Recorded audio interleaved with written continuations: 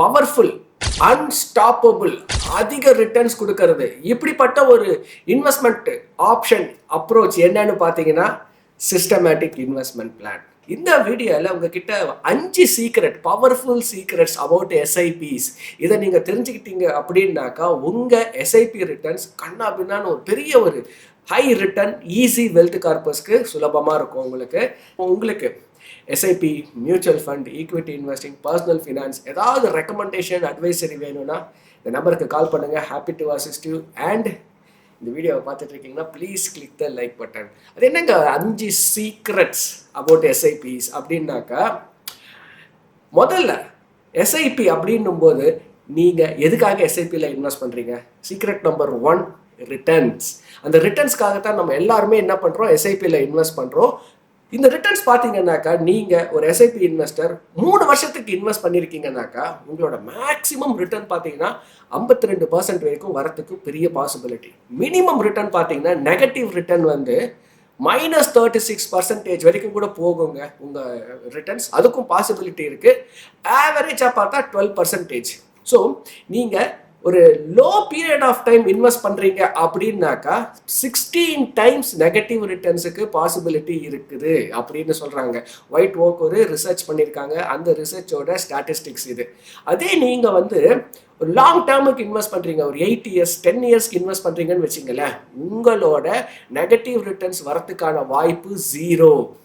3 இயர்ஸில் இன்வெஸ்ட் பண்ணும்போது 16 டைம்ஸ் உங்கள் ஃபண்ட் என்ன ஆகும், ஒரு நெகட்டிவ் ரிட்டர்ன்ஸ் வந்துட்டு பாசிட்டிவ் ரிட்டர்ன்ஸ் போகிறதுக்கு ஒரு பெரிய பாசிபிலிட்டி ஆகிருக்கு. அதே மாதிரி 5 இயர்ஸ் நீங்கள் இன்வெஸ்ட் பண்ணும் போதும் 9 டைம்ஸ் நெகட்டிவ் டு பாசிட்டிவ். ஆனால் நீங்கள் 8 இயர் 10 இயர்ஸ் 15 இயர்ஸ் இன்வெஸ்ட் பண்ணும்போது 8 இயர் டச் பண்ணிட்டாலே 0 டைம்ஸ். இது வரைக்கும் வந்து 8 வருஷம் யாரெல்லாம் தொடர்ந்து எஸ்ஐபியில் இன்வெஸ்ட் பண்ணியிருக்காங்களோ அவங்க நெகட்டிவ் ரிட்டர்ன்ஸை பார்த்ததே கிடையாது 8 வருஷத்துக்கு மேலே.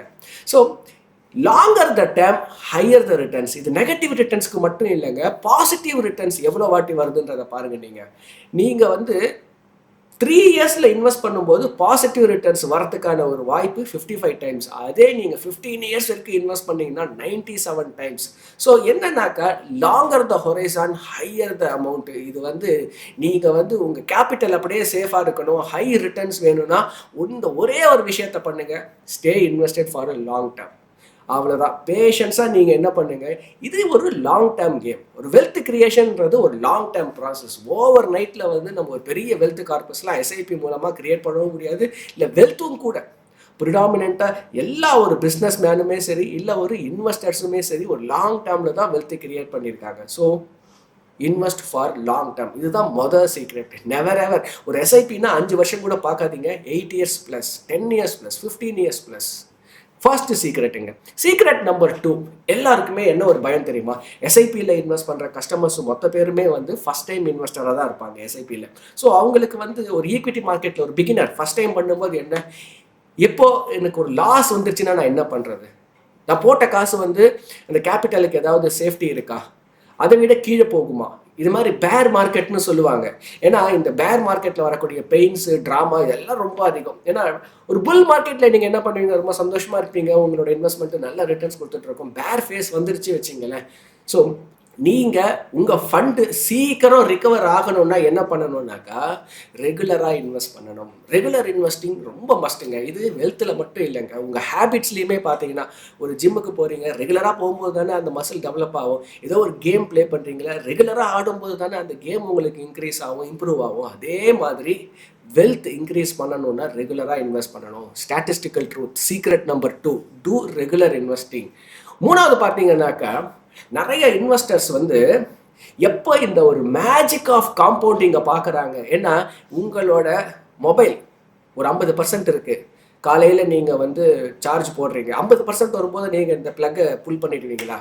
கிடையாது. 50% வந்துருச்சுன்னா இன்னும் ஒரு ½ அன் ஹவர் நம்ம வந்து அப்படியே அதில் சார்ஜ் போட்டாக்கா 100% ஆகிடும், நல்லா தெரியும். ஸோ நம்ம வந்து ப்ளக்கை வந்து புல் பண்ண மாட்டோம், அது 100 வரைக்கும் ஆகிற வரைக்கும் வெயிட் பண்ணுவோம். ஆனால் இந்த எஸ்ஐபியில் பார்த்தீங்கன்னா நிறைய பேர் வந்து அன்னோயிங்லி சீக்கிரமாக காசை விட்ரா பண்ண ஆரம்பிச்சிடுறாங்க. இந்த மேஜிக் ஆஃப் காம்பவுண்டிங் எப்போ நடக்குதுனாக்கா லாஸ்ட் ஃபேஸில் தாங்க மேஜிக் ஆஃப் காம்பவுண்டிங் நடக்குது. ஃபார் எக்ஸாம்பிள் நீங்கள் வந்து ஒரு 20 இயர் எஸ்ஐபி எடுத்துக்கங்க.